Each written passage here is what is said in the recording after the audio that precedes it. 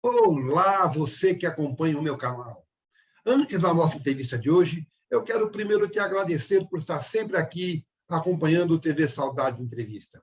Agora, se você gostar do nosso trabalho, se você gostar da nossa entrevista, dá um like, faça um comentário, compartilhe as nossas entrevistas, faça perguntas, sim que é possível, eu vou responder. Se souber, eu respondo na hora, se não souber, eu vou buscar a resposta para te dar.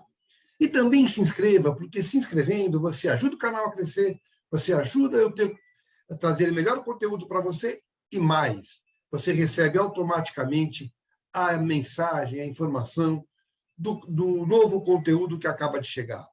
Então, curte aí. Vamos agora à nossa próxima entrevista.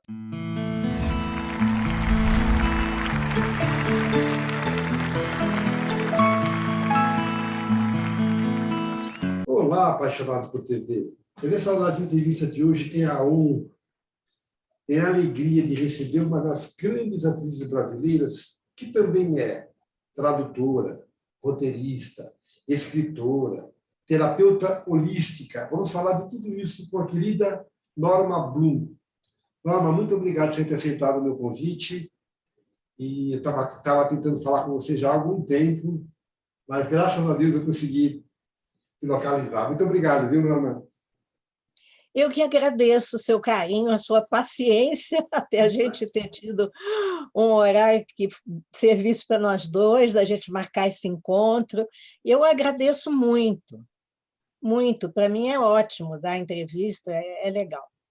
Bora falar de dramaturgia? Vamos. A ideia, Norma, é falar da tua carreira, especificamente de dramaturgia em geral, mas sempre sobre o teu ponto de vista, tá? Tá. Eu sempre gosto de começar as entrevistas pelo começo, Norma, perguntando quando que foi que a pequena Norma, a Norminha, pequenininha, se interessou por esse universo artístico, quando ela tomou a decisão de que seria artística e qual foi o caminho que você percorreu. Bom, eu sempre gostei muito de assistir teatro, cinema, eu era fã, ia direto. Aí tinha uma escola pública, numa pracinha, ao lado, quase ao lado da casa, do apartamento, que a gente morava no Rio de Janeiro. E eu ainda assim, novinha, com 9, 10 anos, eles tinham uma biblioteca com muitos e muitos livros. E como eu sou tarada por ler livro e tudo, eu fiz ali a fichinha e estava sempre indo, toda semana eu levava uns 4, 5 livros, que eu lia naquela semana, depois eu devolvia. E aí, engraçado que ali, isso era um centro cultural ligado a uma escola pública, era tudo no mesmo, no meio de uma praça, tá? Mas eles eram colados e a administração era da escola, para esse centro cultural. E tinha uma sala de teatro excelente, que hoje em dia que virou o Teatro da Praça e que hoje eu acho que é o Teatro Glaucio Gil, no Rio de Janeiro, entendeu? Então, ali teve uma professora de declamação, aí eu gostava muito de poesia, fui fazer as aulas de declamação, e ela resolveu montar um espetáculo com as crianças, A Bela Adormecida. E daí, por causa da minha aparência, eu fui ser a Bela Adormecida. Mas eu tenho o R meio preso, né? Tem esse R gutural. E aí, quando a gente estava já para estrear a peça, naquele palco maravilhoso, ela chegou e disse assim, não, mas você tem esse sotaque, não dá para você. Você vai fazer uma fada que entra muda e sai calada. Tá bom, fiquei triste que eu não ia fazer a Bela Adormecida, mas fiz a peça e tudo mais. Agora, é engraçado que depois, quando eu estreiei como atriz, com a minha primeira peça, Nossa Cidade, numa produção do Fábio Sabag, no Rio de Janeiro, foi nesse teatro. Então, esse teatro era muito marcante para mim, né? Mas assim, olha, eu eu participava dessas aulas. Para mim, fazer a peça era uma brincadeira, era uma diversão. A gente se encontrava lá só aos sábados, à tarde. Aos domingos, eles passavam O Gordo e o Magro, Charles Chaplin e tal, tudo de graça. Aí ia aquela criançada ver esses filmes antigos. E eu não tinha planejado ser atriz ou ser artista, nada. É uma coisa que... Aí, meu pai, que é o professor Robert Blum, um excelente professor de inglês, Sim, que sim. trabalhava em vários colégios, tinha tido um aluno, né, e ele tinha aulas muito dinâmicas, com música, com canções, com pequenas peças de teatro, que ele fazia os alunos fazerem em inglês e tal. Aí, um dos alunos dele foi convidado pelo Assis Chateaubriand para dirigir a TV Tupi do Rio de Janeiro. E inaugurou uma coisa que não existia na televisão brasileira ainda, porque estava começando, foi no começo dos anos 50, e falou assim, não, vamos dar um curso de aulas de inglês e vai ser o professor Robert Blum que vai dar as aulas. Então, eu participei desde o início, ajudando meu pai a fazer cartazes, porque não tinha slides, não tinha nada. Inclusive, não existia o videotape, a gente fazia tudo ao vivo. TV ao vivo. E não tinha estúdio para TV.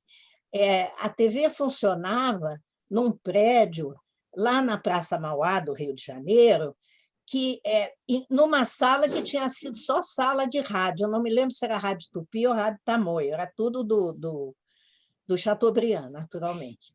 E aí a gente se espremia, aí aquelas câmeras pesadas que faziam barulho para trocar a lente manualmente, você ficava tudo aquilo no estúdio, mas se conseguiu fazer muitos programas lá. E as aulas de inglês estrearam, e aí, como eu falava inglês fluente, meu pai me botou para ajudar como auxiliar da aula de inglês, e pegou os melhores alunos dele, de alguns colégios, como, por exemplo, do Colégio Zacarias, ele pegou o Domingos de Oliveira, Sim, que era um bom Domingos. aluno.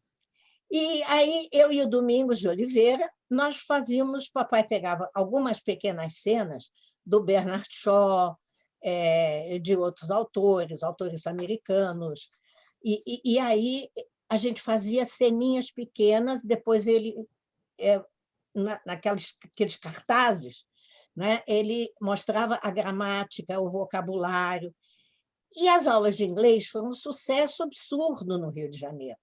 Começou a dar muito ibope, tanto que depois das quintas-feiras, que era um dia na semana só, as aulas de inglês passaram depois a ser diárias.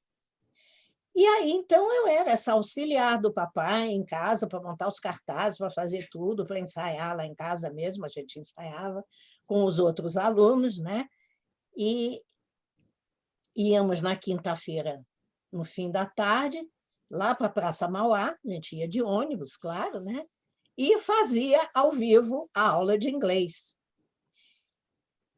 Só que, assim, como eu fazia essas pequenas peças, o Jaci Campos, que tinha um programa chamado Câmera 1, que era maravilhoso, porque era um grand guignol, quer dizer, era uma coisa de policial, era um programa assim, com coisa de assassinato e tal.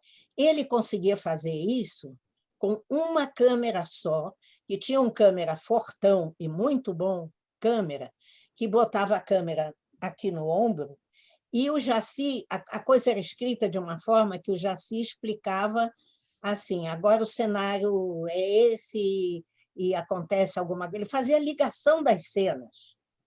E poucos atores trabalhavam, porque não cabia tudo numa câmera só. Mas o programa também era um grande sucesso. E ele me viu fazendo lá as ceninhas em inglês e tal. Aí me chamou e falou, você tem talento. Eu vou fazer a peça Nossa Cidade. Olha que foi minha estreia em TV profissional e acabou depois sendo, alguns anos depois, a minha estreia em teatro. No papel da protagonista, Emily. Isso. Então, no Câmera 1, nós conseguimos fazer essa peça em 3 atos, o Nossa Cidade, ao vivo, e foi minha estreia como atriz profissional ganhando cachê. E aí não foi uma coisa assim de escolha, porque eu estudava de manhã, ia para a escola, mas depois, assim, o Fábio Sabag me chamou para fazer o Teatro Infantil, que era um programa de 1 hora no domingo, sucesso absurdo no Rio de Janeiro, e em que eram feitas com muita qualidade artística, peças infantis, adaptadas ou não. Algum tempo depois, o Sérgio Brito me colocou também para fazer o Grande Teatro Tupi, que fazia os clássicos modernos e antigos do mundo em 3 atos, em 4 atos, às vezes eram peças que, por causa da censura, a gente só podia entrar no ar, ao vivo, depois das 10 e às vezes até 2 horas da manhã. Então, assim, eu estava lá. Não é que eu fui procurar a carreira me achou, me procurou, sei lá, foi uma coisa assim, meio que de destino, talvez. Sim. Deixa eu entender algumas coisas em cima do que você falou. Quando você fez essa peça infantil, a convite, lá no Teatro da Praça, você tinha que idade? Aí eu tinha 9 anos. 9 anos. Até você chegar à televisão com o teu pai. Aí eu estava de 12 para 13. E você Entrei na pensava... TV Tupi com quase 13 anos. E você pensou... O que você pensava em estudar antes de entrar para o teatro, a televisão? Você Na queria verdade, seguir uma carreira? queria. Meu pai queria que eu fizesse diplomacia no Instituto Rio Branco, porque eu já falava 3 idiomas e, na verdade, com 10 anos eu também entrei na Aliança Francesa e fiz o curso completo, tenho os diplomas e aprendi o francês. Então, eu sabia o alemão, o inglês, português, francês. E aí, mas eu lia muito romance policial. Eu queria ser advogada criminal para perseguir bandido. Esse era o meu sonho de carreira. Tá. Aconteceu, claro, porque assim, eu virei atriz muito cedo. Outra coisa Com 15 anos, eu fiz meu primeiro filme, longa-metragem, O Sai de Baixo, que eu também fiz a mocinha. Um filme do J.B. Tanco. Estou vendo aqui. Eu tenho tudo aqui. Mas eu quero saber outra coisa, por exemplo. Você falou que o teu pai é inglês. Teu pai é inglês? Papai era nascido na Áustria, Tá. mas ele chegou a estudar também na Inglaterra, e ele era professor na Áustria, mas aí em 1936 a coisa lá estava com desemprego, inflação, o nazismo querendo tomar conta, e um tio do papai tinha vindo em 22 para o Brasil, ele era um grande gráfico, e tinha montado a gráfica, a primeira gráfica a cor, com trabalhos excepcionais, e essa gráfica era na Lapa.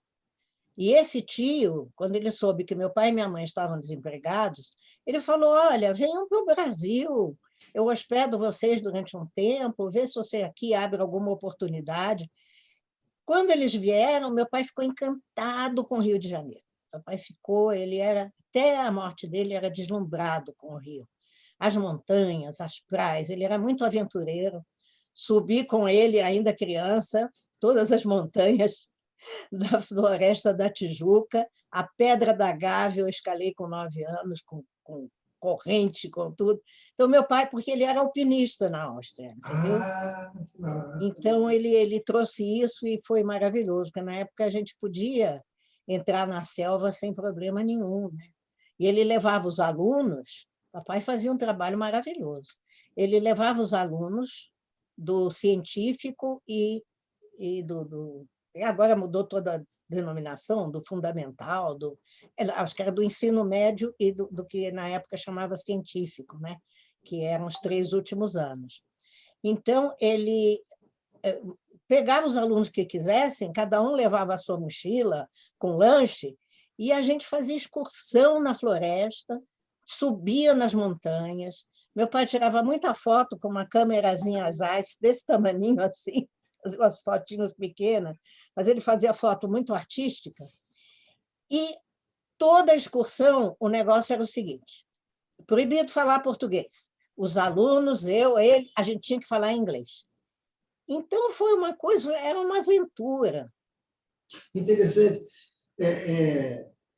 Você foi alfabetizado em português e inglês? Não, não. Eu sou brasileira, Certo. eu aprendi português com 3 anos, quando eu fui para o maternal na escolinha. Por quê? Como meu pai e minha mãe tinham vindo em 36 e ficaram aqui, quando eles viram que a situação ia ficar muito preta, meu avô e minha avó paterno, que a minha avó materna não podia vir, e o meu avô materno eu não conheci, porque ele morreu quando minha mãe tinha 2 anos. Então, vieram os pais do meu pai, que eram judeus, e eles vieram em cima do laço. Eles chegaram aqui no comecinho de 39, e eu nasci em 39. E meu avô e minha avó não sabiam português. Minha mãe demorou muito a aprender o português melhor.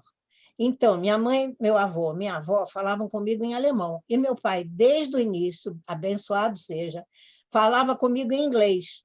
Então, eu fui criada bilíngue.